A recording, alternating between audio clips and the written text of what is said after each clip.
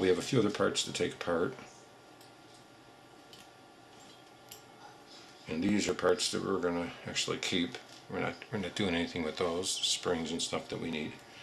We're going to take this apart. Basically, there's just snap rings on here. You see them, and you could just get a little screwdriver. And just go like that. Get under the snap ring and pull it off. Pop off. Oop. It'll pop off.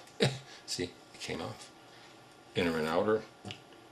And just lay those to the side, and then on the next one I will try to show you this. Just a little snap ring. You can just get your screwdriver and just pry it off. There it is. It's off. Grab it with your finger, hold it. There's your other little snap ring. You can plate these two if you want, or polish them, whatever you want to do. Take that off. It'll take off there. Then this brings out your recoil rods, and it brings out this part here, which you polish it, plate it, whatever you want to do.